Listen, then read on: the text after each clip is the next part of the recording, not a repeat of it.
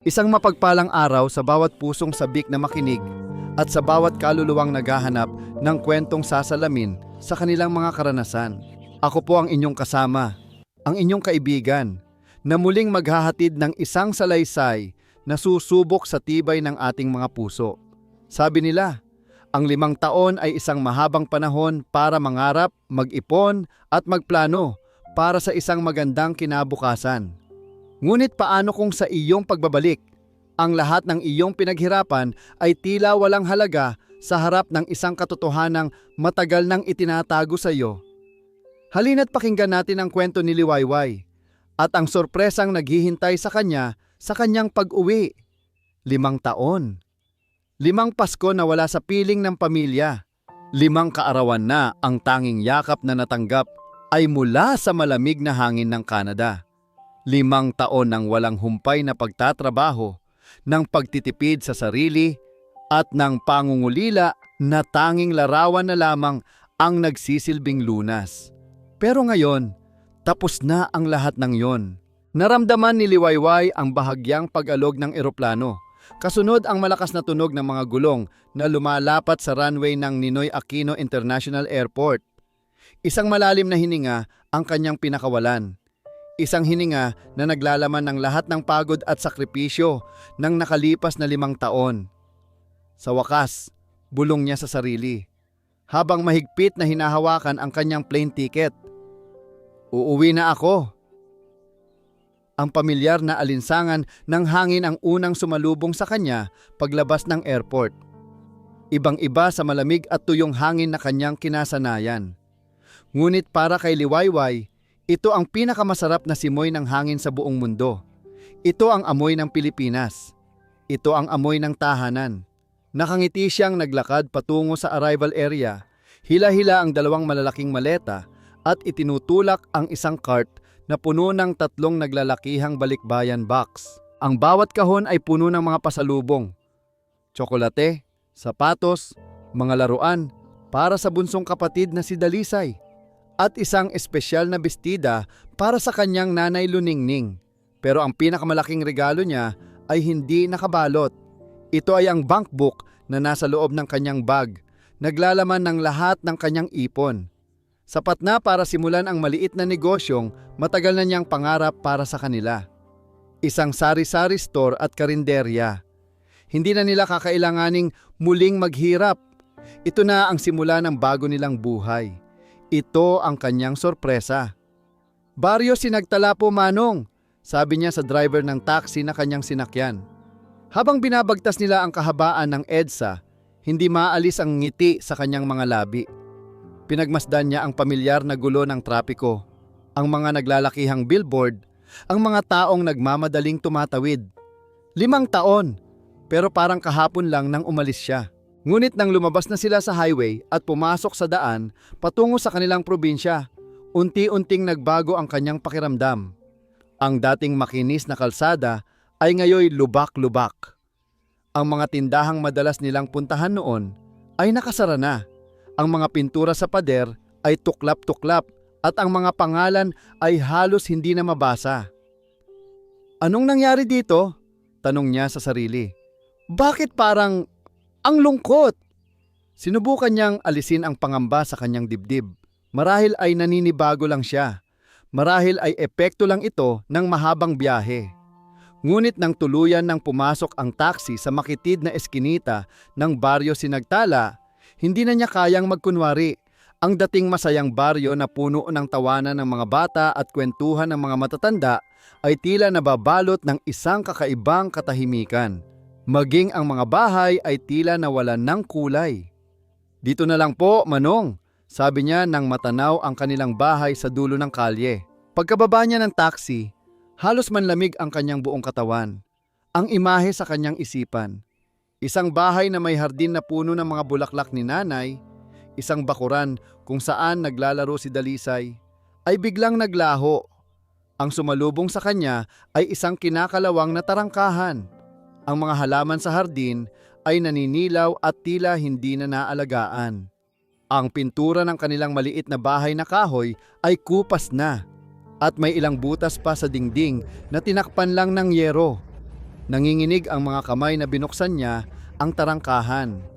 Dahan-dahan siyang naglakad palapit sa pinto.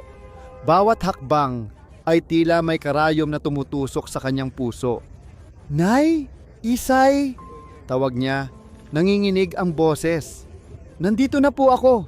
Bumukas ang pinto at doon nakita niya ang kanyang ina, si Aling Luningning. Ngunit ang babaeng nasa harap niya ay hindi ang inang nasa larawan na laging niyang tinititigan. Ang buhok nito ay marami ng puti. Ang balat sa mga braso ay kulubot at tuyo at ang ngiti nito ay pilit. Hindi abot sa mga mata nitong pagod at malungkot.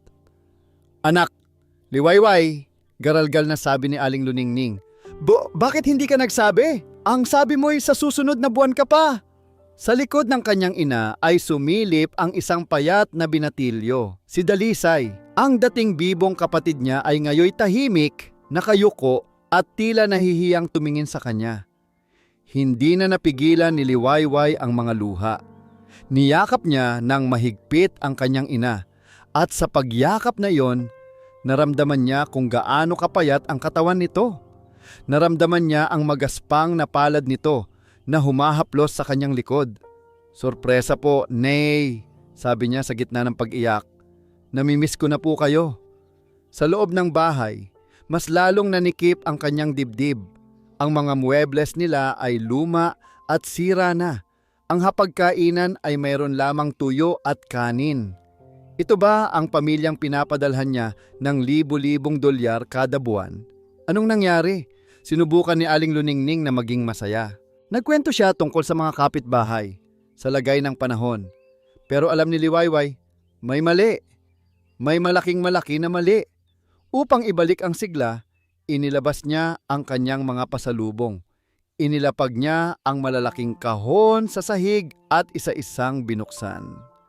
"Isay, halika, may bago kang rubber shoes at mga laruan," masayang sabi ni Liwayway. Pilit na pinapasigla ang sariling boses. At, "Nay, ito po oh, ang ganda ng bestida, di ba? Para sa'yo po yan." Ngunit sa halip na matuwa, nakita ni Liwayway ang pagtulo ng luha mula sa mga mata ni Dalisay. Humahagulgol ito na parang isang batang inagawan ng candy. Nataranta si Liwayway. "Bakit, Isay? Ayaw mo ba?" Umiling si Dalisay habang pinupunasan ang kanyang mga luha. Tumingin ito sa kanya, mga matang puno ng sakit at takot. Sa isang tinig na halos pabulong ngunit malinaw na narinig sa katahimikan ng kanilang sala, sinabi nito ang mga salitang guguho sa lahat ng pangarap na binuo ni Liwayway. "Ate Wayway," umiiyak na sabi ng kapatid niya, "hindi po tsokolate ang kailangan namin." Huminga ito ng malalim bago idinugtong ang mga salitang magiging simula ng kanyang pinakamalaking bangungot. "Kailangan po naming magbayad kay Mang Gardo. Kung hindi, palalayasin niya kami sa bahay na to." Ang mga salitang binitiwan ni Dalisay ay parang isang malakas na kulog na yumanig sa buong pagkatao ni Liwayway. Tila nabingi siya sa isang iglap. Ang masayang eksena ng pagbubukas ng pasalubong ay biglang napalitan ng isang mabigat at nakakapanikip na katahimikan. Mang Gardo? Ang pangalang iyon ay pamilyar. Si Gardo Mabalasik, isang lalaking kilala sa kanilang baryo bilang nagpapautang na may malaking tubo. Pero bakit sila magkakautang dito? At bakit aabot sa puntong palalayasin sila? Anong sinasabi mo, Isay? Nanginginig na tanong ni Liwayway. Ang kanyang mga mata ay nagpapalipat-lipat mula sa umiiyak na kapatid patungo sa kanyang ina na ngayon ay nakatungo at walang imik. "Luningning!" Mahinang saway ng ina sa kapatid niya. Ngunit wala na itong nagawa. Ang sikreto ay nakawala na. Umupo si Liwayway sa sahig, sa gitna ng mga nagkalat na tsokolate at mamahaling damit. Nawala ng lakas ang kanyang mga tuhod. Tinitigan niya ang kanyang ina, naghihintay ng paliwanag, nagmamakaawa para sa isang sagot na sana ay hindi kasing sakit ng kanyang iniisip. "Nay, anong ibig sabihin ni Isay?" Pakiusap niya. "May utang tayo kay Mang Gardo?" "Paano? Buwan-buwan akong nagpapadala. Higit pa sa sapat ang perang iyon para sa gastusin natin." Sa wakas, tumingala si Aling Luningning. At sa sandaling iyon, nakita ni Liwayway ang buong bigat ng 5 taon sa mga mata ng kanyang ina. Puno ito ng pagod, ng hiya, at ng isang kalungkutang hindi kayang itago ng anumang ngiti. "Halika, anak!" sabi nito sa mahinang boses. Hinawakan ang kamay ni Liwayway at inalalayan siyang tumayo. "Sa kusina tayo mag-usap!" Ang kanilang kusina, ang lugar kung saan dati ay puno ng amoy ng masarap na adobo ni nanay, ng halakhak nilang mag-iina. Ngayon, ang tanging amoy na nalalanghap ni Liwayway ay ang amoy ng lumang kahoy at kahirapan. Ang kalan nila ay may kalawang na. Ang mga kaldero ay may upi. Pinaupo siya ni Aling Luningning sa isang bangkong kahoy. Nagsalin ito ng tubig sa baso gamit ang nanginginig na kamay. "Wayway, anak, patawarin mo ako!" Simula ng kanyang ina, at doon na nagsimulang bumuhos ang mga luhang kanina pa nito pinipigilan.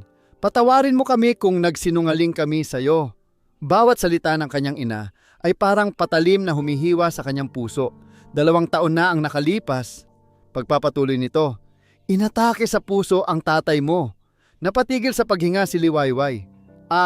Ano po? Si tatay? Pero, kumusta na po siya? Nasaan siya?" Ang pagiling ni Aling Luningning ang sumagot sa lahat. Wala na siya, anak. Hindi na kinaya ng katawan niya. Gumuho ang mundo ni Liwayway.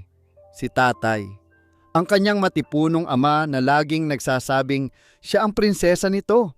Ang ama na naghatid sa kanya sa airport na may luha sa mga mata, ngunit may ngiti sa mga labi, nangangakong hihintayin ang kanyang pagbabalik. Wala na. Paanong nangyari iyon? Bakit wala siyang alam? Bakit hindi niyo sinabi sa akin, "Nay?" Hagulgol niya. "Bakit niyo itinago? Ayaw ka naming guluhin." Sagot ng ina, puno ng pagsisisi ang boses. "Alam naming mahirap ang trabaho mo dyan. Ayaw naming dagdagan pa ang iniisip mo. Ang gusto lang namin ay makapag-ipon ka para sa kinabukasan mo." At doon na isinalaysay ni Aling Luningning ang lahat.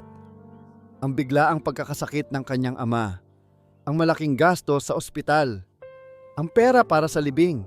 Ang padala ni Liwayway ay hindi naging sapat para sa lahat ng gastusing biglang dumating. Dahil sa kahihiyan at kagustuhang protektahan si Liwayway, lumapit siya kay Gardo Mabalasik. Isang maliit na utang sa simula na lumaki ng lumaki dahil sa napakataas na interes. Ang perang pinapadala ni Liwayway buwan-buwan ay halos napupunta lang sa pagbabayad ng interes, at ang natitira ay sapat lang para sa kakarampot na pagkain. Iyon ang dahilan kung bakit napabayaan ang bahay. Iyon ang dahilan kung bakit payat ang kanyang ina at kapatid. Nakatitig lang si Liwayway sa kawalan, hindi makapaniwala sa kanyang naririnig.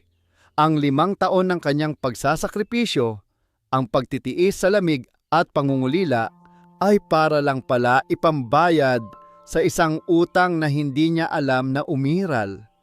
Pakiramdam niya ay niloko siya. Pero higit sa lahat, nakaramdam siya ng matinding pagkakasala. "Sana sinabi niyo sa akin, Nay!" bulong niya. Sana umuwi na lang ako." Nang hapong iyon, hindi na muling nagsalita si Liwayway. Umupo lang siya sa isang sulok, yakap-yakap ang isang lumang litrato ng kanyang ama. Ang ngiti sa larawan ay tila isang panunumbat sa kanyang pagkawala. Kinagabihan, hindi siya makatulog. Kailangan niya ng hangin. Lumabas siya ng bahay at naglakad-lakad sa madilim na baryo. Ang dating pamilyar na mga daan ay tila naging estranghero sa kanya. Bawat anino ay tila may dalang alaala ng isang masayang nakaraan na hindi na maibabalik. Sa kanyang paglalakad, natanaw niya ang isang lalaki sa di kalayuan. Matangkad ito, malapad ang balikat at abala sa pagkukumpuni ng bubong ng isang maliit na kapilya kahit gabing-gabi na. Kahit nakatalikod, kilala niya ang tindig na yon. "Lakas!" tawag niya. Lumingon ang lalaki. At sa sandaling tumama ang liwanag ng buwan sa mukha nito, nakumpirma niya si Lakas de Leon. Ang kanyang kababata, ang kanyang matalik na kaibigan, ang kanyang unang pag-ibig. Ngunit ang mga matang tumingin sa kanya ay hindi na ang mga matang dati niyang kilala. Ang mga iyon ay malamig, seryoso, at may bahid ng pagkadismaya. "Liwayway," sabi nito, ang boses ay patag at walang emosyon. Bumaba ito mula sa bubong at lumapit sa kanya. "Anong ginagawa mo dito?" tanong ni Lakas. "Akala ko'y sa Canada ka na habang buhay." May kirot sa sinabi nito, pero hindi iyon pinansin ni Liwayway. "Kadarating ko lang kanina. Ikaw pa rin pala ang tagapag-ayos ng lahat ng bagay dito sa baryo." Isang mapait na ngiti ang sumilay sa labi ni Lakas. "Walang ibang gagawa eh. Lahat ng may pangarap umaalis, tulad mo." "Hindi mo naiintindihan," mahinang sagot ni Liwayway. "Umalis ako para sa kanila." "Para sa kanila?" Tumawa si Lakas, isang tawang walang saya. "Nakita mo na ba sila, Liwayway? Nakita mo na ba kung anong nangyari sa baryo natin habang wala ka? Habang nagpapadala ka ng dolyar, unti-unting namamatay ang lugar na to. Ang pera ay hindi lunas sa lahat ng bagay." Nasaktan si Liwayway sa sinabi nito. "Hindi mo alam ang pinagdaanan ko. At hindi mo rin alam ang pinagdaanan namin dito." Ganti nito, ang boses ay tumaas ng bahagya. "Alam mo ba na ako ang nagbuhat sa tatay mo papuntang ospital? Alam mo ba kung paano umiyak si Aling Luningning gabi-gabi? Hindi, dahil wala ka dito." Huminga ito ng malalim, tila sinusubukang pakalmahin ang sarili. "Iba na ang sinagtala sa iniwan mo, Liwayway. Hindi ito nare-resolba ng dolyar mo." Pagkasabi noon, tinalikuran na siya ni Lakas at bumalik sa pag-aayos ng bubong. Ipinapahiwatig na tapos na ang kanilang usapan. Naiwan si Liwayway na nakatayo roon, mag-isa sa dilim. Ang mga salita ni Lakas ay mas masakit pa kaysa sa mga sikretong isiniwalat ng kanyang ina. Dahil totoo, wala siya rito. Habang ang malamig na hangin ng gabi ay humahaplos sa kanyang pisngi, isang desisyon ang nabuo sa kanyang puso. Isang desisyong magpapabago sa lahat. Pinunasan niya ang kanyang mga luha. Ang pagkamangha at kalungkutan ay unti-unting napalitan ng isang nag-aalab na determinasyon. Hindi siya babalik sa Canada. Hindi pa. Hindi hanggat hindi niya na itatama ang lahat. Kinabukasan, maagang gumising si Liwayway. Sinalubong niya ang kanyang ina sa kusina na may bagong liwanag sa kanyang mga mata. Sa unang pagkakataon mula nang umuwi siya, isang tunay na ngiti ang sumilay sa kanyang mga labi. Ngunit hindi ito isang ngiti ng simpleng saya. Ito ay isang ngiti ng pakikipaglaban. "Nay," sabi niya, habang hinahawakan ang mga kamay ng ina. "Tama na po ang pag-iyak. Tama na ang pagtatago. Mula ngayon, lalaban na tayo." Ngunit bago pa man makasagot si Aling Luningning, isang malakas at aroganteng boses ang narinig nila mula sa labas, kasunod ng malalakas na katok sa kanilang pinto. "Luningning! Magdiwang! Lumabas kayo dyan! Araw na ng singilan!" Nagkatinginan ang mag-ina, parehong nanlaki ang mga mata sa takot. Nanginginig na napahawak si Aling Luningning sa braso ng anak. Pero si Liwayway, huminga ng malalim. Hinalikan niya sa noo ang kanyang ina at buong tapang na naglakad patungo sa pinto. Binuksan niya ito. Sa labas, nakatayo si Gardo Mabalasik. Nakapameywang, may mapanuyang panangiti sa kanyang mga labi. "Aba," sabi nito. Tinitingnan si Liwayway mula ulo hanggang paa. "Dumating na pala ang ating milyonarya mula sa Canada. Sana lang dala mo ang pera ko." Ang hangin sa pagitan ni Liwayway at Gardo Mabalasik ay tila biglang kumapal at naging mabigat. Tinitigan ni Liwayway ang lalaki mula ulo hanggang paa. Ito ang mukha ng dahilan ng paghihirap ng kanyang pamilya. Isang mukhang mayabang na pinalamutian ng isang makapal na bigote at ng isang mapanlibak na ngiti. Ang amoy ng murang sigarilyo at pabango nito ay nakakasulasok. Hindi siya natinag. Sa halip, itinago niya ang panginginig ng kanyang mga kamay sa kanyang likuran at tiningnan si Gardo ng diretso sa mga mata. "Mang Gardo," sabi niya. Sinikap na panatilihing kalmado at matatag ang kanyang boses. "Ako na po ang kakausap sa inyo." Isang halakhak ang kumawala sa bibig ni Gardo. Aba, tila matapang ang ating balikbayan. Sige nga, ano bang pag-uusapan natin? Interesado ako. Tungkol sa utang ng pamilya ko, diretsong sagot ni Liwayway. Babayaran po namin ang lahat. Ang ngiti ni Gardo ay lalong lumapad.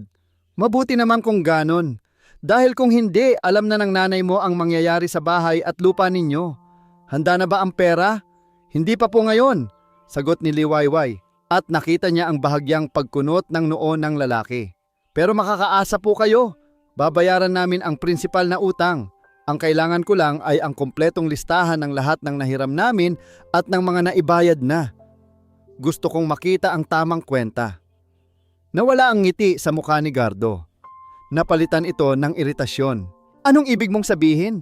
Pinagdududahan mo ba ang aking listahan? Ang sinasabi ko lang po ay gusto kong makasiguro na tama ang lahat. Matigas na sabi ni Liwayway. Karapatan ko po iyon bilang ako na ang magbabayad. Nagtitigan sila ng ilang segundo. Tila sinusukat ni Gardo ang kanyang katatagan. Sa huli, muli itong ngumisi, isang ngiting mas mukhang banta kaysa sa pagsang-ayon. Sige, kung yan ang gusto mo, sabi nito. Pero tandaan mo, dala kita. Habang tumatagal, patuloy na tumatakbo ang interes. Magkita tayo sa opisina ko bukas. Pagkasabi nito, tumalikod na ito at naglakad paalis na parang hari ng kalsada. Nang isara ni Liwayway ang pinto, doon lang niya naramdaman ang panghihina ng kanyang mga tuhod. Napasandal siya sa pinto at napapikit. Ang kanyang puso ay kumakabog na parang gustong kumawala sa kanyang dibdib. Anak, anong ginawa mo? Nag-aalalang tanong ni Aling Luningning na kanina pa pala nakatayo sa kanyang likuran. Baka lalo lang siyang magalit. Hindi po tayo pwedeng matakot habang buhay. Nay, sabi ni Liwayway, hinawakan ang kamay ng ina. Kailangan nating malaman ang totoo at kailangan nating kumilos. Nang hapong iyon, inilabas ni Liwayway ang kanyang bankbook at lahat ng papeles na dala niya. Dala niya mula sa Canada. Inilatag niya ito sa maliit na hapagkainan. Kumuha siya ng papel at lapis. Nay Isay, maupo po kayo, sabi niya sa pamilya. May plano ako. Sa kabila ng pag-aalinlangan, umupo ang kanyang ina at kapatid. Sa unang pagkakataon, nakita nila ang Liwayway na hinubog ng 5 taon sa ibang bansa. Isang babaeng hindi na basta-basta nagpapatalo, isang babaeng marunong magplano. Ito po ang lahat ng naipon ko. Simula niya, itinuturo ang bankbook. Ang orihinal na plano ko ay sorpresahin kayo. Ibili tayo ng bagong gamit at magsimula ng maliit na negosyo. Isang mapait na ngiti ang gumuhit sa kanyang labi. Nagbago na ang plano. Ang malaking bahagi nito ay mapupunta sa pagbabayad ng utang. Pero ang matitira ay gagamitin pa rin natin para sa pangarap natin. Tumingin siya sa bintana. Sa maliit na bakanting lote, sa tabi ng kanilang bahay, na bahagi pa rin ng kanilang lupa. Dito mismo, dito natin itatayo ang ating sari-sari store at karinderya. Tatawagin natin itong Bukang Liwayway. Nakita niya ang pag-aalala sa mukha ng kanyang ina. Pero anak, paano? Saan tayo kukuha ng dagdag na pera? At paano kung guluhin tayo ni Gardo? Maghahanap tayo ng paraan. Nay, buong kumpiyansang sabi ni Liwayway. Hindi natin kailangang gawin itong malaki agad. Magsisimula tayo sa maliit. Isang maliit na tindahan na magbebenta ng mga pangunahing bilihin sa mas murang halaga kaysa sa tindahan ni Gardo. Isang maliit na kainan na mag-aalok ng masarap at abot-kayang pagkain. Habang nagsasalita si Liwayway, unti-unting nabubura ang takot sa muka ni Aling Luningning at napapalitan ng isang maliit na kislap ng pag-asa. Maging si Dalisay ay tila nabuhayan, ang mga mata ay nalalaki sa ideya ng isang tindahan. Sa labas, lingid sa kanilang kaalaman, may isang taong nakikinig. Si Lakas na napadaan para sana kumustahin sila, ay natigilan sa likod ng bintana. Narinig niya ang buong plano ni Liwayway. Umiling siya, isang buntong hininga ng pagkadismaya ang kanyang pinakawalan. Napaka-inosente, bulong niya sa sarili. Di niya alam ang pinapasok niya. Kinabukasan, maagang sinimulan ni Liwayway ang kanyang mga gawain. Pumunta siya sa bayan sakay ng tricycle upang mag-withdraw ng pera sa bangko at bumili ng mga paunang materyales. Pakiramdam niya ay may bagong enerhiya na dumadaloy sa kanyang katawan. Habang naglalakad siya pabalik, dala-dala ang ilang supot ng pako at iba pang gamit.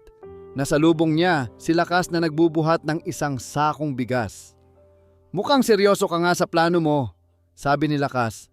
Ang tono ay hindi mapagkakamalang may halong pangungutya.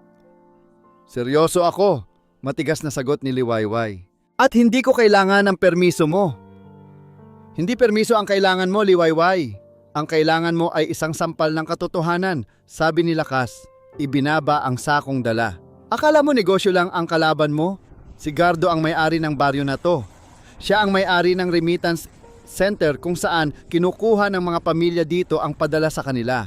Ang tindahan niya ang nag-iisang bilihan ng halos lahat ng bagay.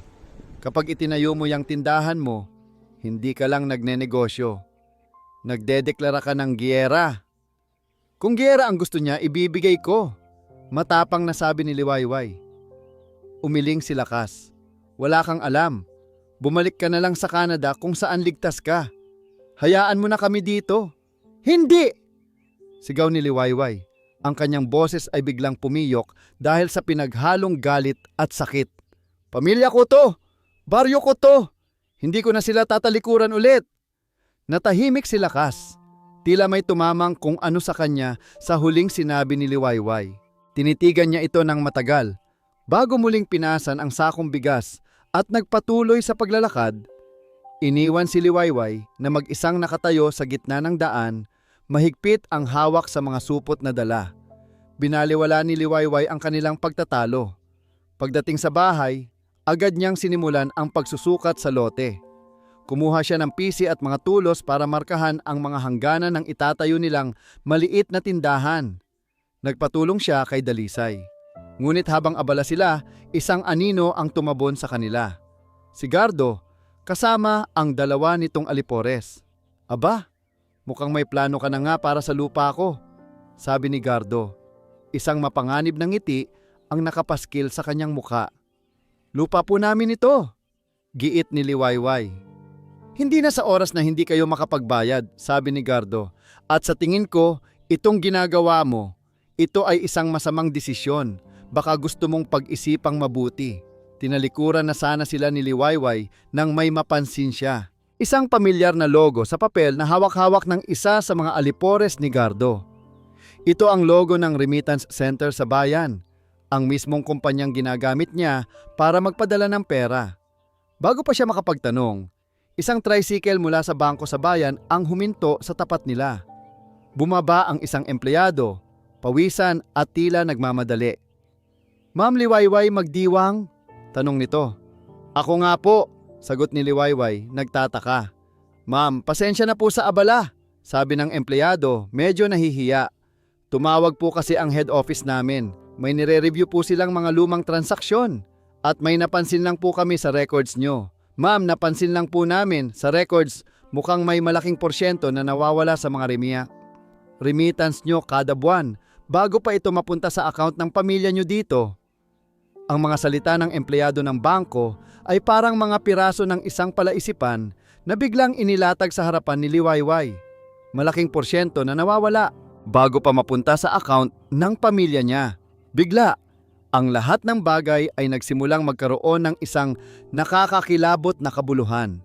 Ang paghihirap ng kanyang pamilya sa kabila ng malaki niyang padala.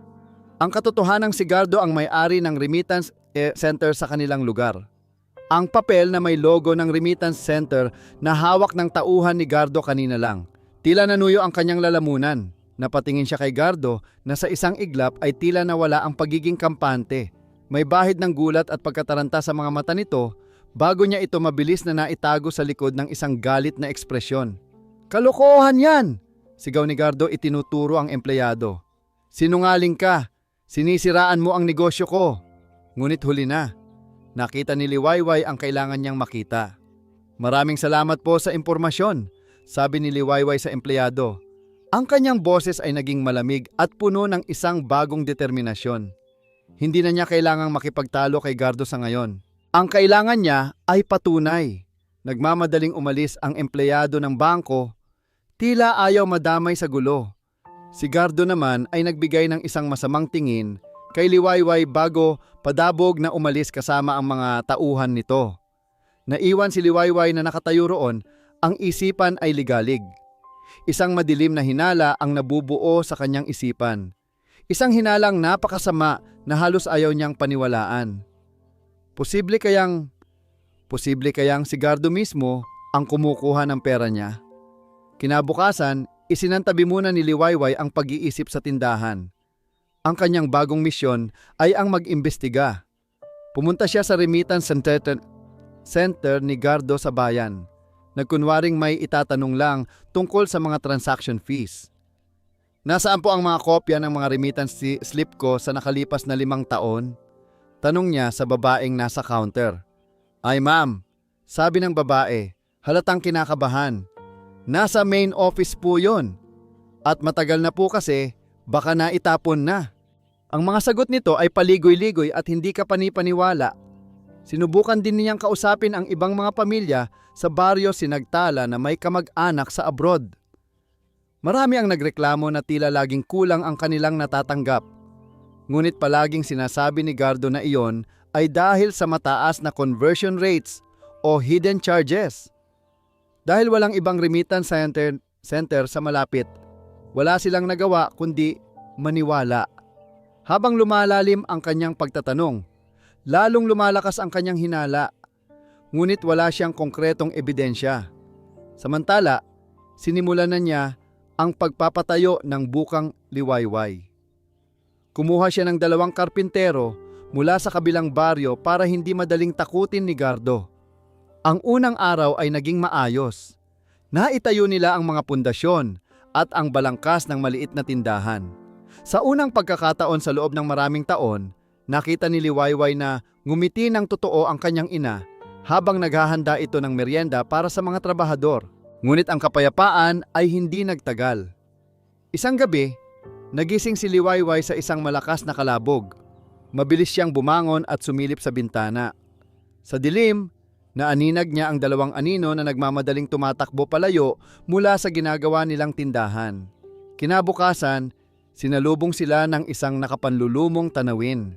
Ang mga kahoy na kanilang itinayo ay pinagbabali.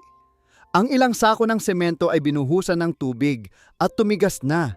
Ang kanilang pinaghirapan sa buong araw ay nasira sa loob lamang ng isang gabi. Sabi ko na nga ba, isang pamilyar na boses ang narinig niya mula sa likuran. Si Lakas. Nakatayo ito roon, ang muka ay seryoso habang tinitingnan ang pinsala.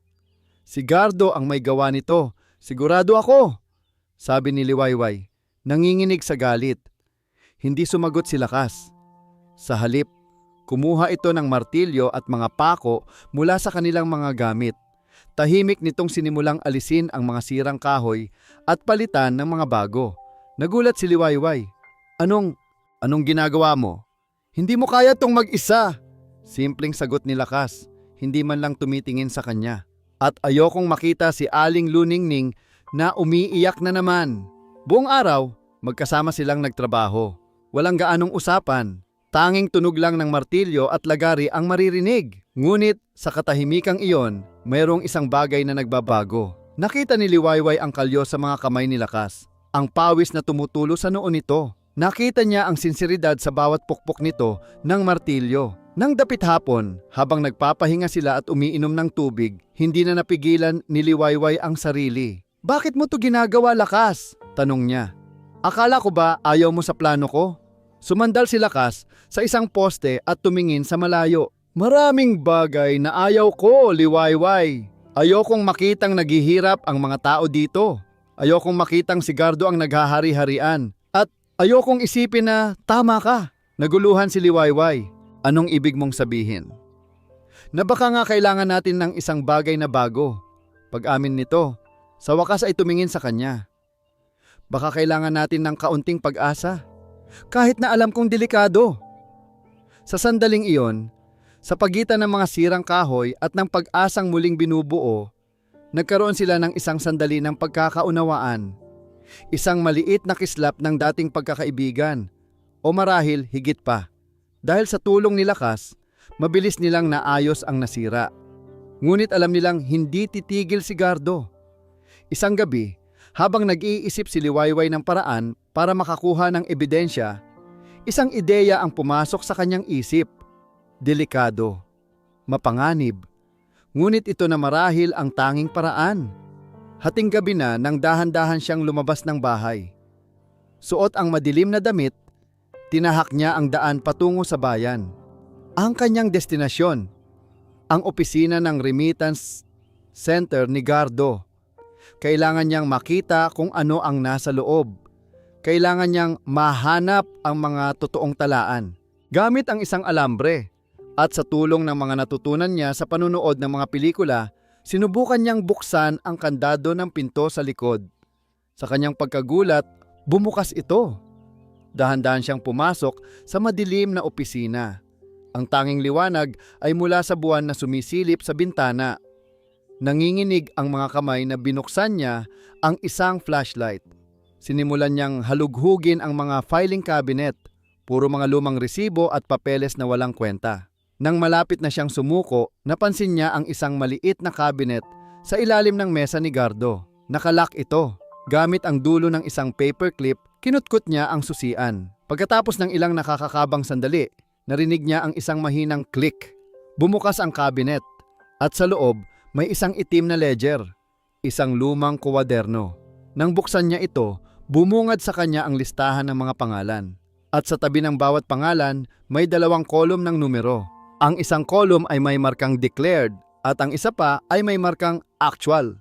Nakita niya ang pangalan ng kanyang ina. Sa ilalim ng declared, nakalagay ang halagang palaging sinasabi ni Gardo. Ngunit sa ilalim ng actual, nakalagay ang eksaktong halaga na pinapadala niya. Ang diferensya ay libu-libong piso bawat buwan. Dito na. Ito na ang ebidensya. Nanginginig na kinuha niya ang ledger. Aalis na sana siya nang biglang bumukas ang pinto sa kanyang likuran, kasabay ng pagbukas ng ilaw. Napapikit si Liwayway sa biglaang liwanag. Nang imulat niya ang kanyang mga mata, isang pamilyar na figura ang nakatayo sa may pinto. Ang muka ay puno ng pagkabigla at hindi makapaniwala. Si Lakas. Anong ginagawa mo dito, Liwayway? Bulong nito. Ang boses ay puno ng alala. Gusto mo bang magpakamatay? Napatayo ng tuwid si Liwayway. Ang puso niya'y dumadagundong sa kanyang dibdib. Nahuli siya. At ang nakahuli sa kanya ay ang taong hindi niya inaasahan. Lakas, anong ginagawa mo dito? Pabulong na sigaw niya. Mas gulat pa kaysa sa takot. Mabilis na isinara ni Lakas ang pinto at nilapitan siya. Ako dapat ang magtanong niyan sa'yo, sabi nito. Ang boses ay pinipilit na maging mahinahon. Nakita kitang lumabas ng bahay niyo. Sinundan kita. Hindi ko akalain na ganito kakabaliw. May nahanap ako, sabi ni Liwayway. Ipinakita ang itim na ledger. Lakas, ito na. Ito na ang patunay sa lahat. Kinuha ni Lakas ang ledger at mabilis na tiningnan ang mga pahina sa ilalim ng liwanag ng flashlight. Nakita ni Liwayway ang pagbabago sa kanyang muka. Mula sa pag-aalala, naging gulat at nauwi sa isang mahigpit na galit. Ang kanyang mga panga ay nagtiim. Ang hayop, mariing bulong ni Lakas. Kaya pala palaging sinasabi ng tiyahin ko na kinakapos siya kahit malaki ang padala ng anak niya mula sa Dubai. Biglang may narinig silang ugong ng sasakyan sa labas. Nagkatinginan sila, parehong nanlaki ang mga mata. Si Gardo, sabay nilang sabi. Dalian mo! Sabi ni Lakas. Hinila si Liwayway patungo sa bintana sa likuran. Itago mo yan sa loob ng damit mo. Dito tayo dumaan. Mabilis nilang binuksan ang bintana at maingat na lumabas. Nagtago sila sa likod ng malalaking basurahan habang nakikita nilang huminto ang kotse ni Gardo sa harap ng opisina. Bumaba ito at pumasok sa loob. Ilang sandali pa, narinig nila ang isang malakas at puno ng pagmumurang sigaw. Alam nilang natuklasan na ni Gardo na nawawala ang ledger. Tara na! Hila ni Lakas kay Liwayway at tumakbo sila sa madidilim na eskinita, palayo sa panganib, palayo sa nag-aapoy na galit ni Gardo Mabalasik. Hindi sila tumigil sa pagtakbo hanggat hindi sila nakarating sa isang abandonadong bodega sa dulo ng baryo. Hingal na hingal silang sumandal sa pader. Ang adrenaline ay dumadaloy pa rin sa kanilang mga ugat. Sa ilalim ng liwanag ng buwan, tiningnan ni Lakas si Liwayway. Muntik na tayo doon. Salamat! Sabi ni Liwayway. Ang kanyang boses ay nanginginig pa rin. Kung hindi ka dumating, matagal ko nang pinaghihinalaan si Gardo, pag-amin ni Lakas. Pero wala akong lakas ng loob na gawin ang ginawa mo. Wala akong ebidensya. Ikaw, iba ka, liwayway. Hindi ka lang matapang, mapusok ka. Mayroong paghanga sa boses ni Lakas na hindi pa narinig ni Liwayway dati. Umupo sila sa isang lumang bangko sa loob ng bodega at sinimulang pag-aralan ang ledger. Hindi ito simpleng listahan. May mga code at mga simbolo na ginamit si Gardo. Kailangan nating maintindihan to, sabi ni Liwayway. Kailangan natin ng tulong, sabi naman ni Lakas. Mula sa gabing iyon, isang bagong alyansa ang nabuo sa pagitan nilang dalawa. Si Liwayway na may ebidensya at determinasyon at si Lakas na may kaalaman sa baryo at sa mga galaw ni Gardo. Naging magkakampi sila. Ang pagtutulungan nila ay naging mas mabilis at mas epektibo. Habang patuloy na itinatayo ang bukang Liwayway sa umaga, sa gabi naman ay palihim silang nagpupulong para pag-aralan ang ledger. Ang dating pagtatalo at tensyon sa pagitan nila ay napalitan ng respeto at pagtitiwala. At sa gitna ng panganib at pagpaplano, may ibang bagay na nagsimulang mamuo. Mga nakaw na tingin, mga aksidenteng pagdadaiti ng mga kamay habang inaabot ang isang papel. Mga ngiti na hindi na nila kailangang itago. Ang dating nararamdaman nila para sa isa't isa noong mga bata pa sila ay unti-unting nanunumbalik, mas malalim at mas makahulugan ngayon. Dahil sa kanilang pagsasama, bumilis ang pag-usad ng konstruksyon. Sa tulong ni Lakas, nakumbinsin niya ang ilang pang mga kalalakihan sa baryo na tumulong. Ipinakita niya sa kanila ang ledger at nang makita ng mga ito ang pangalan ng kanilang mga kamag-anak sa listahan, ang kanilang pag-aalinlangan ay napalitan ng galit at pagnanais na makaganti. Isang hapon, habang sama-samang nagbubuhat ng yero ang mga kalalakihan, isang tunay na diwa ng bayanihan ang nabuhay. May mga nagdala ng merienda. Ang mga bata ay naglalaro sa di kalayuan. Si Aling Luningning ay masayang nakikipagkwentuhan sa mga kapitbahay. Nakita ni Liwayway ang isang eksenang matagal na niyang pinapangarap. Habang pinapanood niya ang lahat, nilapitan siya ni Lakas. "Masaya ka ba?" tanong nito. Tumango si Liwayway. May ngiti sa kanyang mga labi.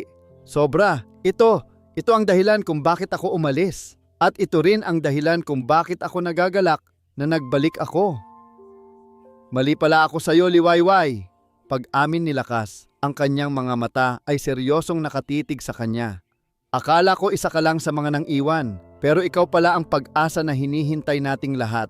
Ang mga salitang iyon ay nagpainit sa puso ni Liwayway. Ngunit ang kanilang kasiyahan ay hindi nakaligtas sa mga mata ni Gardo Mabalasik. Bawat araw na lumilipas, lalo niyang nararamdaman na nawawalan siya ng kontrol sa baryo. Ang pagtatayo ng tindahan ni Liwayway ay hindi lang isang kompetisyon sa negosyo. Ito ay isang direktang hamon sa kanyang kapangyarihan. At si Gardo Mabalasik ay hindi isang taong basta-basta na lang nagpapatalo. Isang araw, habang abala ang lahat sa pagtatrabaho, isang van ang huminto sa harap ng construction site. Bumaba ang dalawang lalaking naka-uniforme, kasama si Gardo na may ngisi sa kanyang mga labi. "Sino sa inyo si Liwayway Magdiwang?" tanong ng isang lalaki. Lumapit si Liwayway, kasunod si Lakas. "Ako po." Inabutan siya ng lalaki ng isang makapal na sobre. "Mula sa munisipyo, cease and desist order. Ipinapatigil ang lahat ng construction dito dahil wala kayong building permit." "Pero nag-apply na ako," protesta ni Liwayway. "At na-deny ang application mo," sabat ni Gardo. "May mga technicalities at dahil dyan, ang pagpapatayo ninyo ay illegal." Pero hindi iyon ang pinakamasamang balita. May isa pang sobre na iniabot ang lalaki kay Aling Luningning. At ito naman po, Aling Luningning, ay isang formal na sulat mula sa abogado ni Mr. Mabalasik, sabi ng lalaki. Nanginginig na binuksan ni Aling Luningning ang sulat. Habang binabasa niya ito, unti-unting nawala ang kulay sa kanyang muka. Napaupo siya sa isang upuan, hindi makapagsalita. Kinuha ni Liwayway ang sulat mula sa kamay ng ina. At habang binabasa niya ang mga nakasulat, pakiramdam niya ay gumuho ang lupang kanyang kinatatayuan. Si Gardo Mabalasik ay nagsampa ng kaso laban sa kanila. Isang kaso para sa breach of loan contract. At dahil sa mga paglabag na yon, hinihiling niya sa korte ang isang bagay. ang agarang pag-embargo at pagkumpiska sa kanilang lupa. Ang mismong lupang kinatatayuan ng kanilang bahay at ng pangarap nilang bukang liwayway. Ang sulat na hawak ni Liwayway ay hindi lang papel at tinta. Ito ay isang hatol, isang sentensya na nilagdaan ni Gardo Mabalasik para tuluyang patayin ang anumang pag-asa na nagsisimula pa lamang sumibol sa kanilang mga puso. Hindi ito maaari, bulong ni Aling Luningning, napahawak sa kanyang dibdib. Ang kanyang paghinga ay tila hirap at pautal-utal. Ang lupa, ang tanging pamana sa atin ng tatay ninyo. Si Dalisay, na hindi lubos na naiintindihan ang nangyayari, ay lumapit sa ina at niyakap ito. Umiiyak dahil nararamdaman niya ang takot at sakit na bumabalot sa kanilang pamilya. Ang mga kapitbahay at mga trabahador na kanina lang ay puno ng sigla ay ngayon ay nakatayo lang.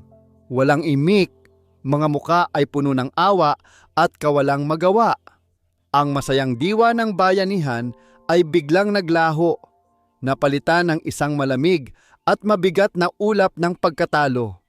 Tumingin si Liwayway kay Gardo, na nakatayo pa rin sa di kalayuan, pinapanood ang lahat na may kasiyahan sa kanyang mga mata. Ang ngiti nito ay puno ng lason. Ito ang kanyang plano mula pa sa simula. Ang utang ay hindi lang para kumita ng pera. Ito ay isang bitag para makuha ang kanilang lupa. Masaya ka na ba? Sigaw ni Liwayway. Ang boses ay basag at puno ng galit na hindi na niya kayang itago. Tumawa lang si Gardo. Negosyo lang, Liwayway, at isang aral para sayo. Huwag mong binabangga ang pader. Pagkasabi noon, tumalikod na ito at umalis. Iniwan silang wasak at naghihinagpis. Nang gabing iyon, ang bahay ng mga magdiwang ay binalot ng isang katahimikang mas maingay pa kaysa sa anumang sigaw. Walang kumikibo, walang kumakain. Si Aling Luningning ay nakahiga lang sa kanyang silid, nakatingin sa kawalan. Si Liwayway ay nakaupo sa sahig ng kanilang sala. Yakap ang kanyang mga tuhod. Habang si Lakas ay tahimik na nakaupo sa isang silya sa tapat niya, hindi siya iniiwan. Wala na, sabi ni Liwayway. Ang boses ay halos isang bulong. Tapos na ang lahat. Dapat pala nakinig na lang ako sa'yo. Dapat pala umalis na lang ako. Huwag mong sabihin yan, mahinang sabi ni Lakas. Hindi pa tayo tapos. Paano pa tayo lalaban, Lakas? Tanong ni Liwayway. Tumingala siya. Ang mga mata ay puno ng luha. Hawak niya ang batas. Hawak niya ang pera. Hawak niya ang lahat. Ang tanging hawak natin ay itong ledger na hindi natin maintindihan ng lubusan. Kinuha ni Lakas ang ledger mula sa ibabaw ng mesa. Kung ito na lang ang natitira sa atin, di ito ang gagamitin natin. Muli nilang binuksan ang itim na kwaderno. Sa gitna ng kanilang desperasyon, tinitigan nila ang mga numero at mga simbolo na isinulat ni Gardo. Ang mga pangalan, ang declared amount, ang actual amount, at ang isang column ng mga kakaibang letra at petsa na hindi nila maintindihan. Kailangan may pattern to, sabi ni Lakas. Kinukuha ang isang papel at lapis. Isulat natin lahat ng alam natin tungkol kay Gardo. Sinimulan nilang ilista ang lahat, ang pangalan ng kanyang mga anak, ang pangalan ng kanyang asawa, ang address ng kanyang mga ari-arian. Sinubukan nilang gamitin ang mga ito bilang susi para ma-decode ang mga simbolo, pero walang gumana. Madaling araw na. Ang pagod at gutom ay nararamdaman na nila. Malapit nang sumuko si Liwayway nang biglang may maalala si Lakas. Sandali, sabi nito. Noong isang taon, nagkaroon ng malaking handaan sa bahay ni Gardo. Ipinagdiriwang niya ang kaarawan niya. Naalala ko, binati siya ng lahat sa social media. Hinanap ko ang petsa. Mabilis na kinuha ni Lakas ang kanyang cellphone at nag-scroll sa lumang post. Ito, June 25. Ika-50 niyang kaarawan. June 25. 06:25. Bulong ni Liwayway. Tinitigan niya ang isang linya sa ledger. Sa tabi ng pangalan ng kanyang ina, mayroong isang code. LMD 625. LMD, Luningning Magdiwang, sabi ni Liwayway. At ang mga numero, 06 ang birthday niya. Biglang nagliwanag ang lahat. Ang code ay kombinasyon ng initials ng biktima at ng kaarawan mismo ni Gardo. Isang paraan ng pagmamarka na sobrang arogante at personal. Isang paraan para ipaalala sa sarili niya na siya ang may kontrol. Gamit ang bagong kaalamang ito, mabilis nilang sinuri ang buong ledger. Ang lahat ng mga code ay tumutugma. Natuklasan nila ang buong sistema. Ngunit hindi lang iyon. Sa huling pahina ng ledger, mayroong isang buod, isang listahan ng kabuuang halaga na kanyang kinita mula sa bawat pamilya. At sa tabi ng pangalan ng pamilya Magdiwang, ang nakasulat ay hindi lang utang. Nakasulat doon ang lahat ng perang ibinawas ni Gardo mula sa mga remittance ni Liwayway sa loob ng 5 taon. At sa ilalim nito, may isang maikling nota na isinulat ng kamay. Kabuuang naipon mula kay LM, Canada, Acon, PXXXXXX, X. Ginamit bilang paunang puhunan para sa pautang sa ina. Nabitawan ni Liwayway ang ledger. Nanlamig ang kanyang buong katawan. Isang katotohanang mas masahol pa sa isang bangungot ang biglang luminaw sa kanyang isipan. Ang perang ipinautang ni Gardo sa kanyang ina ay hindi pera ni Gardo. Ito ay ang pera mismong ninakaw nito mula sa mga padala niya. Ginamit ni Gardo ang sarili nilang pera para mabaon sila sa utang. Ginamit nito ang kanilang pag-asa para bigyan sila ng desperasyon. Hindi lang siya isang ganid na nagpapautang. Hindi lang siya isang magnanakaw. Isa siyang demonyo na naglalaro sa kanilang mga buhay. Na pinapanood silang maghirap gamit ang mismong perang pinagpaguran nila. Siya, nanginginig na sabi ni Liwayway. Ang kanyang boses ay puno ng sukdulang galit at pangingilabot. Siya ang dahilan ng lahat. Mula sa simula, hindi lang niya tayo sinamantala. Binalak niya ang lahat ng ito. Ang sakit, ang pagtataksil, ang bigat ng katotohanan ay halos ikinabaliw niya. Ngayon naiintindihan na niya. Ang laban na ito ay hindi na lang tungkol sa isang tindahan o sa isang pirasong lupa. Ito ay para sa hustisya, para sa 5 taon ng kanyang buhay na ninakaw, para sa dignidad ng kanyang pamilya na niyurakan. Dala ng matinding emosyon, tumayo si Liwayway. Hawak niya ngayon ang sandata na wawasak kay Gardo Mabalasik. Pupunta ako sa pulis, sabi niya. Ang kanyang mga mata ay nag-aapoy. Ngayon din, Liwayway, mag-ingat ka, habol ni Lakas. Ngunit hindi na siya nakinig. Lumabas siya ng bahay, dala-dala ang ledger at naglakad sa madilim na kalsada. Ang kanyang destinasyon ay ang istasyon ng pulis sa bayan. Ngunit nang malapit na siya sa kanilang tarangkahan, napansin niyang bukas ito ng bahagya at napansin niyang wala sa kanyang higaan ang kapatid niyang si Dalisay. Isang matinding kaba ang biglang gumapang sa kanyang dibdib. Isay! Isay! Sigaw niya. Walang sumasagot. Nagpalinga-linga siya sa paligid. At doon, sa di kalayuan, sa ilalim ng isang poste ng ilaw, isang kapitbahay na nagwawalis ng bakuran kahit madaling araw ay tumuro sa kalsada. Naku Liwayway! Takot na sabi ng matanda. Yung kapatid mo, nakita ko. Kinuha siya ni Mang Gardo, isinakay sa kotse niya, Ang mga salita ng kanilang kapitbahay ay parang isang malaking bato na ipinukpok sa ulo ni Liwayway. Sa isang iglap, nawala ang lahat ng galit at tapang sa kanyang dibdib. Ang pumalit dito ay isang dalisay. Nakakaparalisang takot. Si Dalisay. Ang kanyang inosenteng bunsong kapatid. Nasa kamay ni Gardo Mabalasik. Hindi! Sigaw niya, ang boses ay puno ng pagtanggi at panginginig. Kailan pa?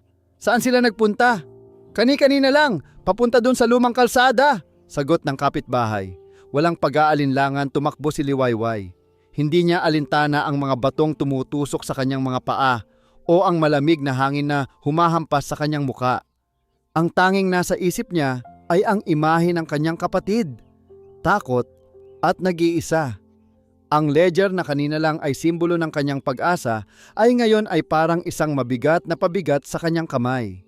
Kasunod niyang lumabas ng bahay si Lakas na narinig ang sigawan. Liwayway! Saan ka pupunta? Habol nito. Si Dalisay! Kinuha ni Gardo si Dalisay!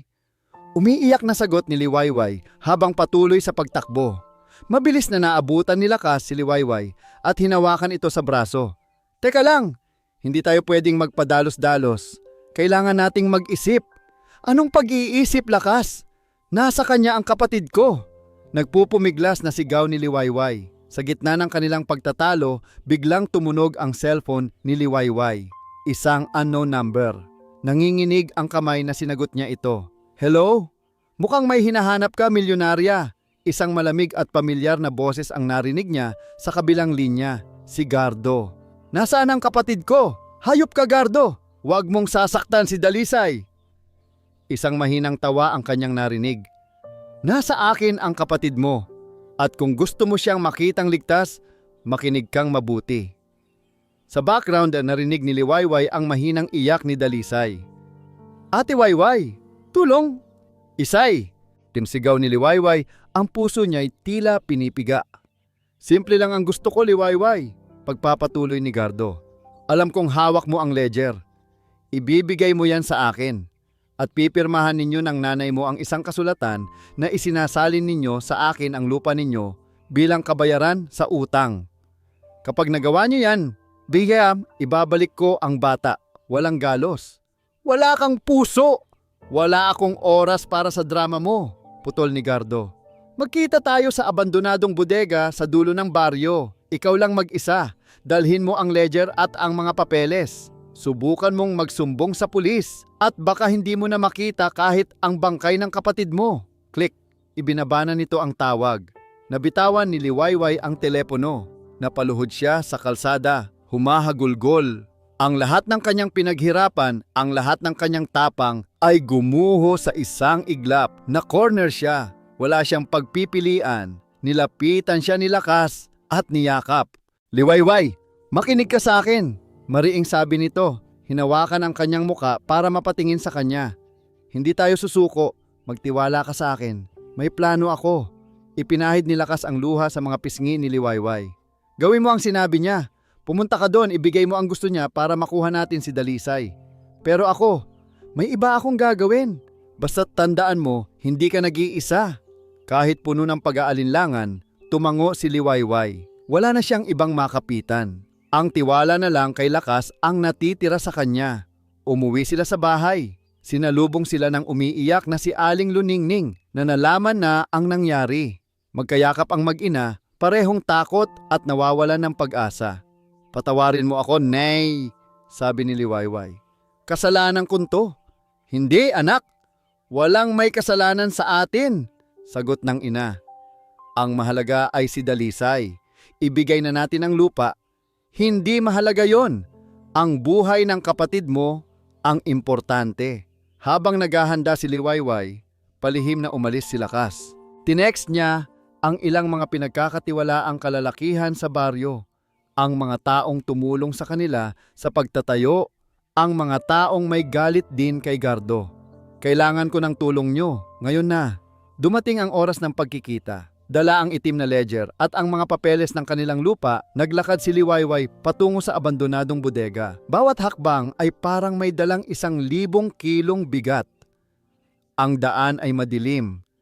Tanging ang liwanag lang ng buwan ang nagsisilbing gabay.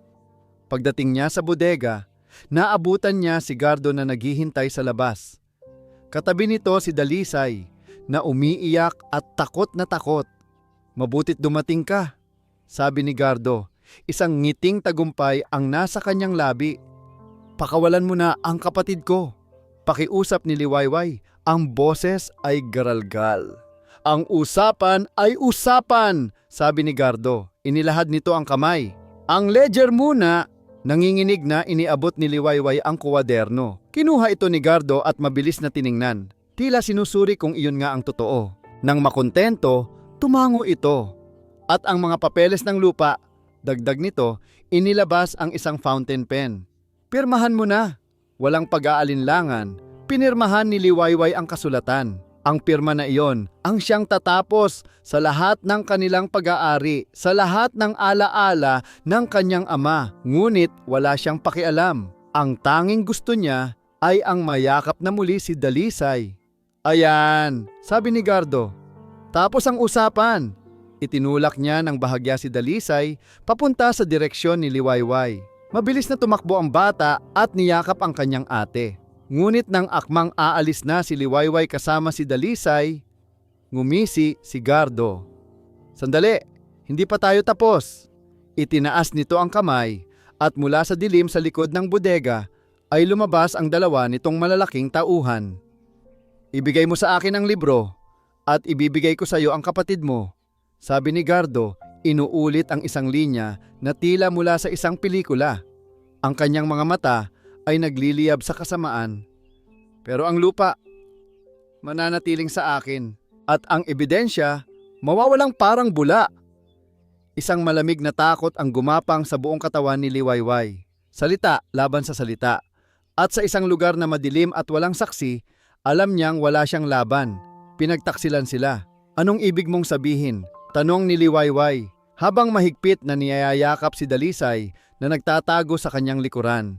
Simple lang, sabi ni Gardo habang binubuklat ang ledger. Papatunayan ko lang na sa huli, ako pa rin ang panalo. Ibinigay niya ang ledger sa isa sa kanyang mga tauhan kasama ang isang lighter. Sunugin mo yan, siguraduhin mong magiging abo lahat. Huwag! Sigaw ni Liwayway. Sinubukan niyang lumapit para agawin ito, pero mabilis siyang hinarang ng isa pang tauhan. Huwag kang makialam, miss!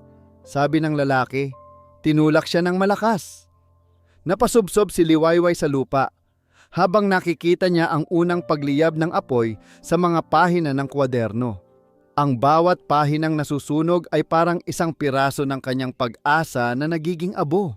Ang mga pangalan, ang mga numero, ang katotohanan, lahat ay nilalamon ng apoy. Ate! Umiiyak na sigaw ni Dalisay. Sa gitna ng kaguluhan, nang akala ni Liwayway ay katapusan na ng lahat, isang sigaw ang umalingaw-ngaw mula sa dilim. Gardo! Mula sa likod ng bodega at sa mga talahiban sa gilid, biglang nagsulputan ang mga anino. Si Lakas, kasama ang 10 kalalakihan ng baryo sinagtala, bawat isa ay may hawak na pamalo na kahoy o tubo. Ang kanilang mga muka ay puno ng galit na matagal nang kinimkim. Nagulat si Gardo at ang kanyang mga tauhan. Hindi nila ito inaasahan. Anong kalokohan to? Sigaw ni Gardo. Tapos na ang paghahari-harian mo, Gardo. Sigaw ni Lakas at iyon ang naging hudyat. Sumiklab ang isang away. Ang bodega ay napuno ng mga sigawan, mga daing at tunog ng mga nag-uumpugang kahoy at bakal. Agad na dinaluhan ni Lakas ang tauhang humahawak kay Liwayway at pinatumba ito ng isang malakas na suntok. Kunin mo na si Dalisay at umalis na kayo dito.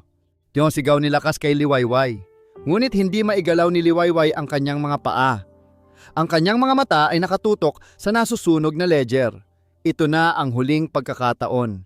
Habang abala ang lahat sa paglalaban, mabilis na tumakbo si Liwayway at sinubukan apulahin ang apoy gamit ang kanyang mga kamay. Ngunit huli na ang lahat. Ang kwaderno ay halos abo na. Ang tanging natira ay ilang sunog na piraso ng papel na hindi na mabasa. Wala na! Bulong niya, ang luha ay tumutulo sa kanyang pisngi, humahalo sa dumi at alikabok. Samantala nakita ni Gardo ang pagkakataon. Habang ang kanyang 2 tauhan ay binubugbog ng mga taga-baryo, mabilis siyang tumakbo patungo sa kanyang kotse. Huwag ninyong paalisin yan! Sigaw ng isa sa mga lalaki. Sinubukan siyang habulin ni Lakas. Ngunit mabilis na napaharurot ni Gardo ang sasakyan, iniwan ang alikabok at ang gulo sa kanyang likuran. Nakuhanan pa niya ng tingin si Liwayway, isang tinging mapang-asar, bago tuluyang maglaho sa dilim. Nang matapos ang lahat, katahimikan ang muling nanaig. Ang 2 tauhan ni Gardo ay sugatan at nakahandusay sa lupa. Ngunit ang tagumpay ay may mapait na lasa. Ligtas si Dalisay. Ligtas sila. Ngunit sa anong halaga? Umuwi sila sa bahay na parang mga sundalong galing sa isang digmaang walang nanalo. Si Dalisay ay mahigpit na nakayakap sa kanilang ina na walang tigil sa pag-iyak at pagpapasalamat. Si Lakas at ang iba pang mga kalalakihan ay tahimik na nakaupo sa labas. Ang ilan ay ginagamot ang kanilang mga galos. Si Liwayway naman ay nakaupo sa isang sulok, Hawak ang mga sunog na piraso ng ledger.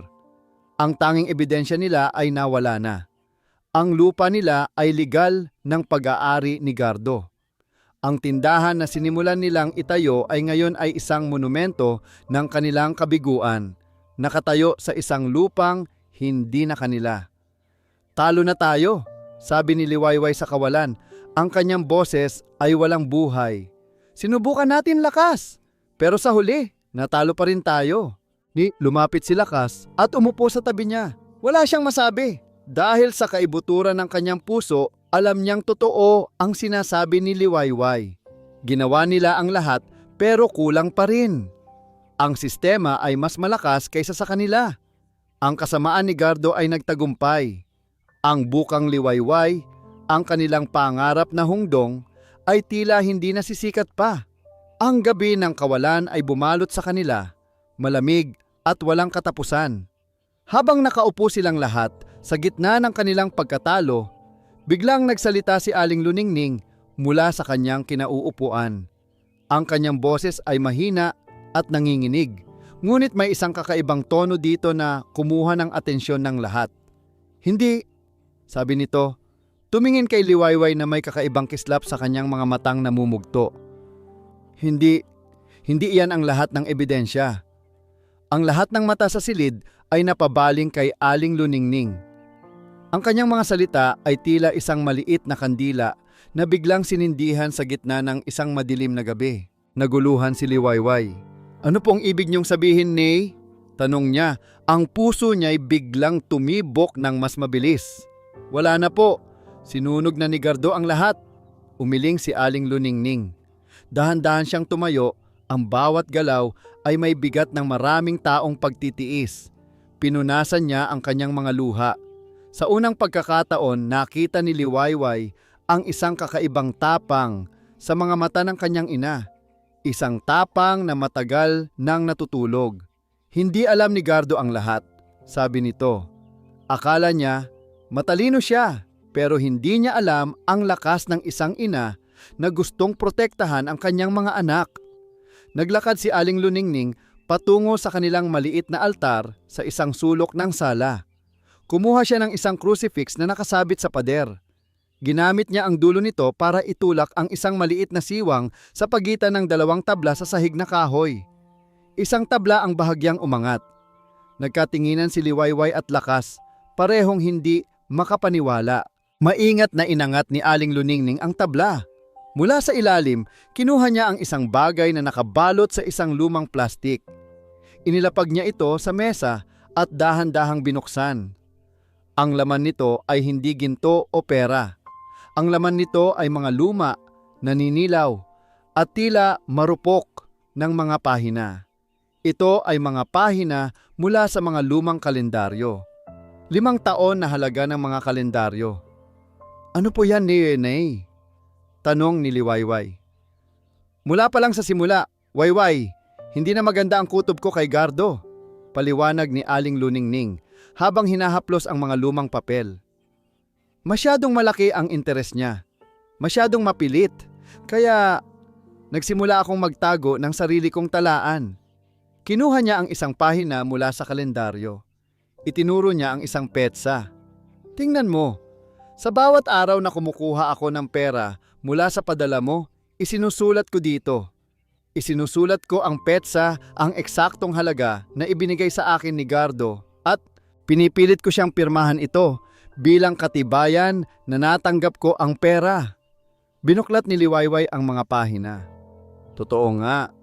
Sa bawat petsa na may marka may nakasulat na halaga at sa tabi nito ay isang pamilyar na pirma. Ang pirma ni Gardo Mabalasik. Paano niyo po siya napapirma? Namamanghang tanong ni Lakas. Sinasabi kong para sa personal na listahan ko lang. Para raw hindi ko makalimutan. Sagot ni Aling Luningning. Hindi niya ito pinapansin. Para sa kanya, isa lang akong matandang mangmang na hindi marunong magkwenta. Akala niya, wala itong halaga.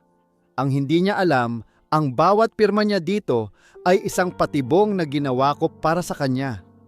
Kinuha ni Liwayway ang isang sunog na piraso ng ledger. Kahit hindi na buo, may isang petsa na mababasa pa. Hinanap niya ang kaparehong petsa sa kalendaryo.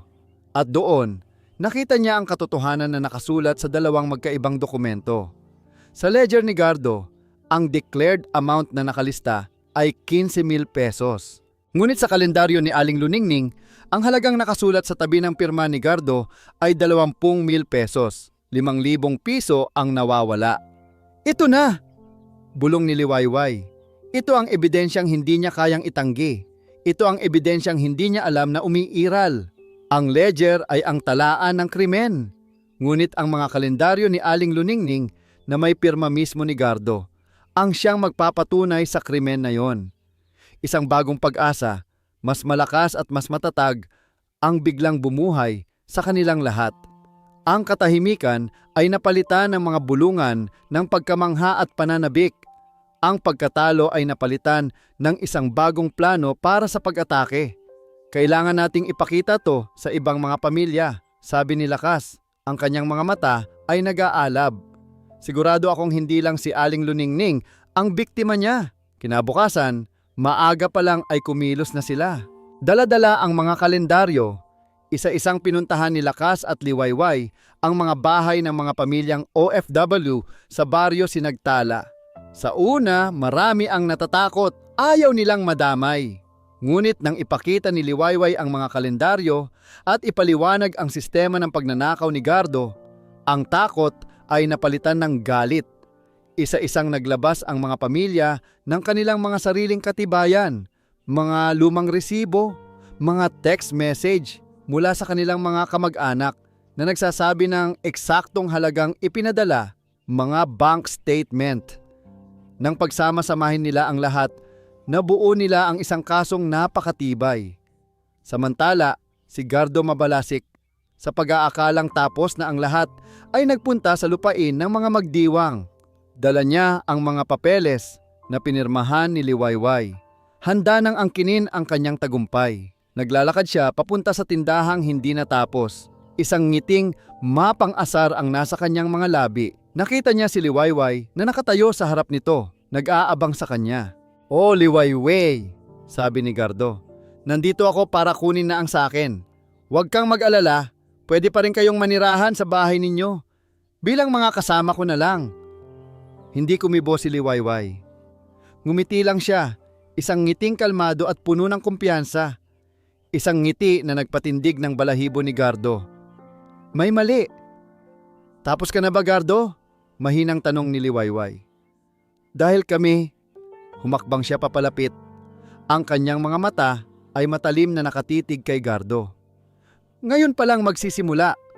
Sa hudyat na iyon, mula sa likod ng tindahan at mula sa mga katabing bahay, lumabas ang mga tao. Si Lakas, ang mga kalalakihang nakipag-away para sa kanila, ang mga inang biktima ni Gardo, ang kanilang mga anak. Halos 20 tao, lahat ay tahimik na nakatayo. Ang kanilang mga mata ay nakatutok kay Gardo na may iisang ekspresyon, galit. Napaatras si Gardo, ang pagiging kampante niya ay biglang naglaho. Anong ibig sabihin nito?" Nauutal niyang tanong. "Ang ibig sabihin nito, Gardo," sabi ni Lakas. Hawak ang isang folder na puno ng mga ebidensya. "Ay, huli ka na. Nawala ang kulay sa mukha ni Gardo Mabalasik." Tiningnan niya ang mga taong nakapaligid sa kanya, mga mukhang dati niyang tinatapakan at minamaliit. Ngayon, ang mga mukhang iyon ay nakatingin sa kanya na may tapang at determinasyon. Hindi na sila mga tupa, sila ay naging mga lobo. Mga walang utang na loob, sigaw ni Gardo. Sinusubukang ibalik ang kanyang autoridad. "Pagkatapos ko kayong tulungan at pautangin, ito ang igaganti nyo sa akin? Hindi tulong ang tawag doon, Gardo, panloloko," sigaw ng isang ginang mula sa grupo. "Ang perang ipinautang mo sa amin ay pera rin namin na ninakaw mo." Isa-isang nagsalita ang mga tao. Ang bawat boses ay naglalaman ng mga tao ng hinanakit. "Ibalik mo ang pinagpaguran ng asawa ko. Dahil sa'yo, hindi nakapag-aral ang anak ko yan. Manluloko, magnanakaw." Napaatras si Gardo. Sa unang pagkakataon sa kanyang buhay, naramdaman niya ang takot. Hindi takot mula sa panganib na pisikal, kundi takot mula sa pagkawala ng kapangyarihan. Ang kanyang kastilyong buhangin ay guguho na. Wala kayong patunay, desperado niyang sigaw. Abo na ang ebidensya niyo. Diyan ka nagkakamali, sabi ni Liwayway, habang itinaas ni Aling Luningning ang mga lumang kalendaryo. Ang bawat pirma mo ay narito. Ang bawat kasinungalingan mo ay nakatala. Sa sandaling iyon, isang police mobile ang dahan-dahang pumasok sa eskinita. Kasama nito ang isang van mula sa isang lokal na istasyon ng TV na tinawagan ng isa sa mga biktima.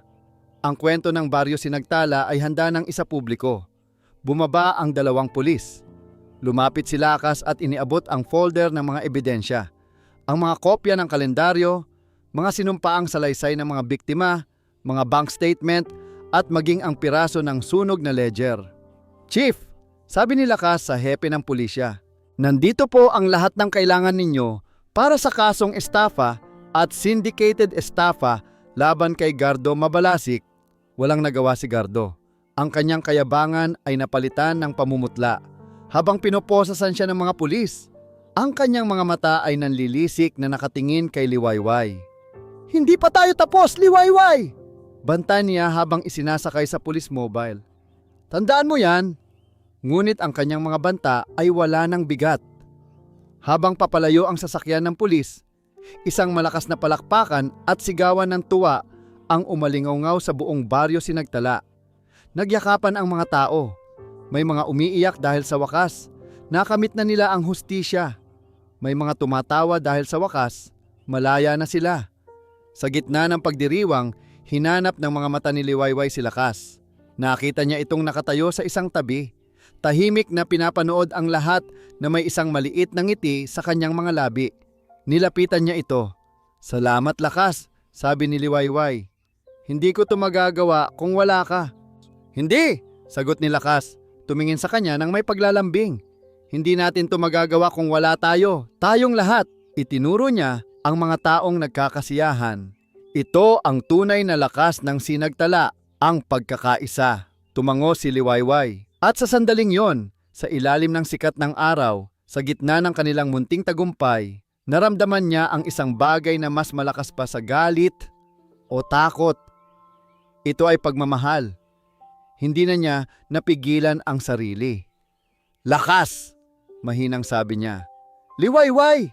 Sagot nito na parang alam na ang sasabihin niya. At sa harap ng buong baryo, sa harap ng kanilang pangarap na tindahan, hinawakan ni Lakas ang pisngi ni Liwayway at dahan-dahan siyang hinalikan. Isang halik na naglalaman ng lahat ng kanilang pinagdaanan. Ang pagkakaibigan, ang pagtatalo, ang panganib, at ang tagumpay. Isang halik na nagsasabing, nandito na tayo, nakauwi ka na.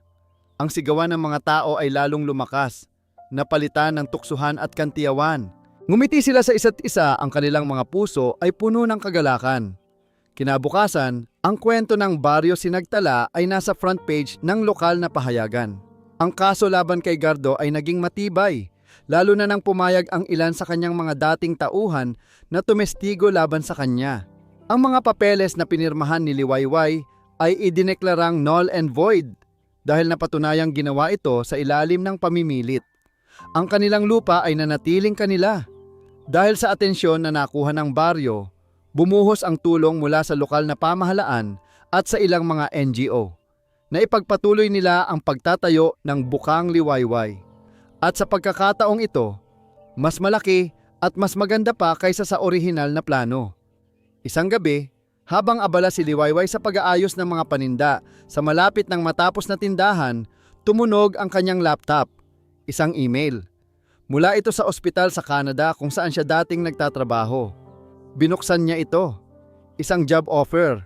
Isang posisyon bilang head nurse na may sahod na doble sa kanyang kinikita noon. Ang kailangan lang niyang gawin ay bumalik sa lalong madaling panahon. Napatingin siya sa email. Ito ang pangarap na binuo niya sa loob ng 5 taon. Ito ang sukatan ng tagumpay na gusto niyang ipakita sa lahat. Ngunit habang tinititigan niya ang mga numero at ang mga salita sa screen, wala siyang naramdamang pananabik. Tumingin siya sa labas ng bintana. Nakita niya si Lakas na nakikipagtawanan sa mga kapitbahay. Nakita niya ang kanyang inang si Aling Luningning na masayang nagdidilig ng mga bagong tanim na bulaklak sa kanilang hardin. Narinig niya ang halakhak ng kanyang kapatid na si Dalisay na naglalaro sa kalsada. Ito ang tunay na tagumpay. Huminga siya ng malalim at may isang ngiti sa kanyang mga labi. Sinimulan niyang i-type ang kanyang sagot sa email. Ang cursor sa screen ng laptop ay kumikindat, naghihintay ng kanyang desisyon. Sa labas, unti-unti nang lumulubog ang araw, nag-iiwan ng isang magandang kulay kahel at lila sa kalangitan. Ang tanawing iyon ay pamilyar, ngunit ngayon lang niya ito muling nakita nang may kapayapaan sa kanyang puso. 5 taon sa Canada. Naalala niya ang kanyang sarili, nakatingin din sa bintana ng kanyang maliit na apartment doon, pinapanood ang pagbagsak ng nyebe. Malamig, tahimik, mag-isa. Ang tanging nagpapainit sa kanya noon ay ang pangarap na makauwi at maibigay sa kanyang pamilya ang isang magandang buhay. Ngayon, nandito na siya. At ang magandang buhay na iyon ay hindi pala tungkol sa isang malaking bahay o sa mamahaling gamit. Ito pala ay tungkol sa mga ngiti. Ito ay tungkol sa tawanan. Ito ay tungkol sa pakiramdam na kabilang ka, na mayroon kang mga taong masasandalan at handang sumalo sa'yo. Isinara niya ang laptop. Hindi pa niya kailangang sumagot ngayon. Kailangan muna niyang kausapin ang kanyang puso. Lumabas siya ng tindahan at naglakad-lakad sa kanilang baryo. Ang baryo Sinagtala na dati malungkot at walang buhay ay ngayoy puno na ng sigla. May mga bagong pintura ang mga bahay. Tulong ng lokal na pamahalaan. Ang mga bata ay malayang naglalaro sa kalsada. May mga nagkukwentuhan sa harap ng kani-kanilang mga bakuran. Ang hangin ay tila mas magaan, mas malinis. Naupo siya sa isang bangkong kawayan sa ilalim ng isang malaking puno ng mangga. Ang lugar kung saan sila madalas maglaro ni Lakas noong mga bata pa sila. Malalim yata ang iniisip ng magiging may-ari ng pinakasikat na tindahan sa Sinagtala. Isang boses ang bumasag sa kanyang pag-iisip. Napangiti si Liwayway nang makita si Lakas na papalapit. May dalang 2 bote ng malamig na soft drinks. Hindi naman, sabi niya, habang inaabot ang isang bote. Maraming nagbago. Umupo si Lakas sa tabi niya. Ikaw ang nagpabago sa lahat, Liwayway? Hindi lang ako, pagtatama niya. Tayong lahat. Ilang sandali silang natahimik, pinapanood ang mga huling sinag ng araw. Nakatanggap ako ng email pag-amin ni Liwayway. Mula sa Canada. Hindi nagsalita si Lakas. Pero nakita ni Liwayway ang bahagyang pagbabago sa kanyang ekspresyon. Isang mabilis na kislap ng pag-aalala. Inaalok nila ako ng mas mataas na posisyon. Pagpapatuloy niya. Doble ng sahod ko noon. Tumango si Lakas. Ang mga mata ay nakatuon sa malayo. Maganda yan. Yan naman talaga ang pangarap mo, di ba? Ang maging matagumpay doon. May kirot sa boses nito na sinubukan nitong itago. Oo, sagot ni Liwayway. Pangarap ko yon noon. Tumingin siya kay Lakas, ang kanyang mga mata ay seryoso at puno ng sinseridad. Pero alam mo kung anong nalaman ko, Lakas? Ang tagumpay pala ay hindi laging nasusukat sa pera o posisyon. Minsan, nasusukat ito sa dami ng mga taong napapasaya mo. Nasusukat ito sa kapayapaan ng loob mo kapag gigising ka sa umaga. At dito, sabi niya, habang iginagala ang kanyang tingin sa paligid, dito, nararamdaman kong panalo na ako. Huminga siya ng malalim. Pero natatakot ako. Natatakot akong baka sinasayang ko ang isang malaking oportunidad. Hinawakan ni Lakas ang kanyang kamay. Ang init ng palad nito ay nagbigay ng kapanatagan sa kanya. Why? Sabi nito. Ang boses ay malumanay. Ang tunay na oportunidad ay hindi yung nagbibigay sa iyo ng pinakamalaking pera. Ang tunay na oportunidad ay yung nagbibigay sa iyo ng pagkakataong maging tunay na masaya. Kung saan man yon, sa Canada man o dito sa ilalim ng puno ng mangga, doon ka nararapat. Hindi na nito kailangang sabihin pa, pero alam ni Liwayway ang ibig nitong sabihin. Ang desisyon ay nasa kanya.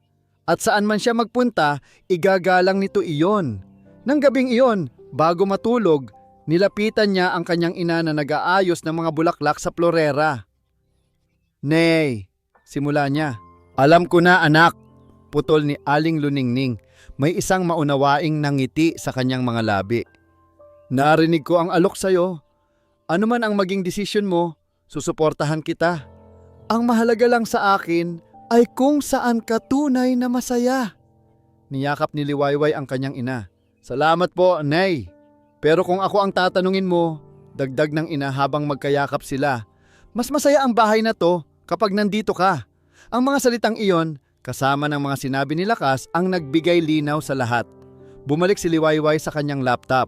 Binuksan niya ang email. Hindi na siya nag-alinlangan pa. Buong puso at buong tapang, tinhype niya ang kanyang sagot. Isang magalang na pagtanggi na may kalakip na pasasalamat. Pagkatapos niyang isend ito, isang pakiramdam ng kaluwagan ang bumalot sa kanya. Para siyang nabunutan ng isang malaking tinik. Wala nang what ifs. Wala nang pag-aalinlangan. Pumunta siya sa bintana at tiningnan ang halos tapos ng tindahan sa labas. Ang Bukang Liwayway. Ang pangalan ay hindi na lang tungkol sa isang bagong araw. Ito ay tungkol sa isang bagong buhay. Ang kanyang bagong buhay. Nakita niya si Lakas na naglalakad pabalik sa kanilang bahay. Lumabas siya para salubungin ito. Lakas, tawag niya. Lumingon ito. Nakapagdesisyon na ako, sabi ni Liwayway. Isang malawak na ngiti ang sumilay sa kanyang mga labi. Hindi na niya kailangang sabihin kung ano iyon.